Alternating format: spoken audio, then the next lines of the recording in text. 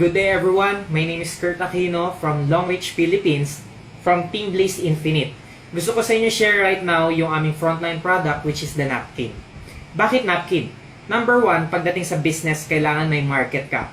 Good thing sa napkin, 70% ng world market captured mo kagad. Number two, it's a mandatory necessity. Kailangan ng tao. And number three, kung lalaki ka tulad ko, konektado ka pa rin sa babae. Right? So, simulan na natin. Unang-una, i-compare lang natin yung mga leading brands dito sa aming product which is the Super Clean Napkin.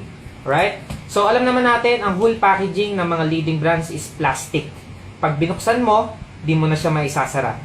Good thing, sa Super Clean, pag kumuha ka ng isa, it's resealable. And gawa siya sa food foil, kaya matibay. Now, individual packaging, hindi siya ganun ka-quality. So, ngayon, ito kasing mga napkin na to is binabaon to sa bag. Kung hindi quality yung individual packaging, pwede na siya kagad pasukan ng secondary contamination. Ang maganda sa Superb Clean, sealed na sealed siya. 360 degrees sealed. And, ang maganda sa kanya, ang ginamit sa kanyang pandikit is food gum. Sa leading brands, ang ginamit na pandikit is industrial glue. So, pag may naiwang residue sa underwear, nagkakaroon siya ng chemicals, magkakaroon siya ng problema. Sa Super Clean, it's food gum, kaya hindi siya toxic. Now, dalawa lang ang gusto ng mga babae sa napkin. Dapat, komportable sila, and number two, dapat absorbent. So, comfortability, mapapansin natin na makapal at magaspang sa leading brands. Sa Super Clean, very smooth and manipis. Now, ang pinaka-importante is yung absorbency. Maglalagay ako ng 50 ml each pad para matest natin yung absorbency. 30 to 80 ml ang nire-release ng mga babae per menstrual cycle. So, 50 ml po ang pinakamalakas na pwede nilang i-release sa isang upuan lang. Now, sabi ng mga OB, dapat pala every 2 hours nagpapalit ang mga babae ng napkin. Bakit? Kasi ang napkin po pala is the perfect breeding ground ng bakterya. So, ang mangyayari, kapag lumagpas ng 2 hours, nag-e-expand na yung bakterya. Pag nag-expand yung bakterya, pwede siyang mag-cause na ng mga iba't ibang sakit. And nagkakaroon na siya ng foul odor. Kaya lang, hindi siya nasusunod ng mga kababaihan dahil yung iba, magpapalit lang sila pag feeling nila puno na and kapag may time na sila. Now, para matest natin yung absorbency, lagyan lang natin ng tissue. Pag pinrest natin yung leading brands, konting press pa lang, basang-basa na kagad. Ang maganda sa Super Clean, pag pinrest natin siya, kahit diin na natin ng sobra, tuyong tuyo. Good thing, tuyo pa rin. Ang gusto ng mga babae sa napkin, tuyo. Now, wala kaming babaeng kinakausap na gusto nila ng basang napkin. Ang gusto talaga nila, tuyo. Kaya market pa lang, magugustuhan na kagad siya ng mga kababaihan. Now, punta tayo sa advocacy. Maraming babae ngayon nagkakasakit ng UTI, dysmenorrhea, pananakit ng puson, myoma, even to the point na maging cervical cancer dahil sa paggamit ng mga leading brands. Bakit? Imagine this. Sa brand na to, yung ginamit sa kanyang first layer is plastic. Kung plastic, it causes irritations and rashes. Hindi ka komportable. And yung ginamit sa kanyang absorbing material, ang sabi po, they're using cotton. Pero, kung makikita nyo sa actual demo, hindi po siya cotton. Paper po siya.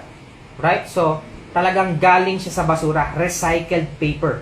Na dumaan sa bleaching process na may dioxin, kaya po sobrang delikado po siya sa katawan ng tao. Now, yung last layer niya, plastic. Kulob, mainit. Ito pong mga products na to is talagang very dangerous gamitin. Kung ngayon, wala ka pang nararamdamang sakit, pero baka mamaya, isang gamit mo na lang next month, tamaan ka na. Kasi itong masakit, dito sa brand na to, ang nakakatakot po, ginamitan siya ng industrial gel. Pinakamalapit siya sa silica gel na nag-a-absorb ng moisture at nagtatanggal ng foul odor. Pag bumili ka ng mga bagong bag at bagong sapatos, yung pouch na maliit, nakalagay do not eat, throw away, poisonous. Same purpose niya sa napkin. Kaya dito po siya nilalagay. Kaya lang, poisonous siya. Hindi natin alam, unti-unti na palang nilalason ang mga kababaihan right now. So talagang very dangerous siyang gamitin. Then, yung last layer niya, plastic din. Kaya po kulob and mainit. Kung merong problema, may solusyon. So sa Super Clean po, yung first layer niya, ang ginamit po sa kanya is 100% cotton. Ang maganda po sa cotton is very comfortable. Alright? So yung next layer niya, na pinaka-special sa lahat, is yung negative ion strip. Ang negative ion po is an air vitamins. Alright? So ang main purpose niya sa napkin, it kills 99% of bacteria. To test it, wala pong foul odor. Kung merong amoy na dugo, pero yung amoy na malansa and foul odor, tanggal po. So yun ang maganda sa kanya. And sobra naming daming testimonies na dysmenorrhea, pananakit ng puson, natatanggal.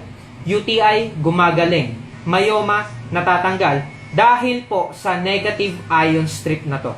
Alright? So, meron din kaming strength test na ginagawa dito po sa negative ion strip. Alright? So, now, next.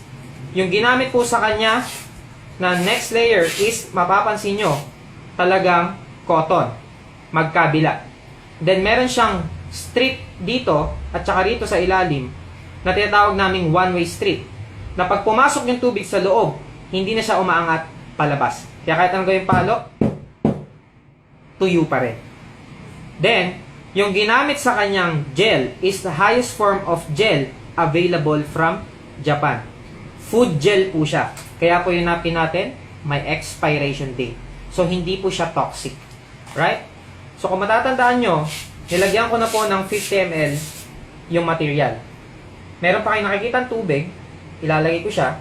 Mapapansin nyo, unti-unti niyang ina-absorb yung tubig.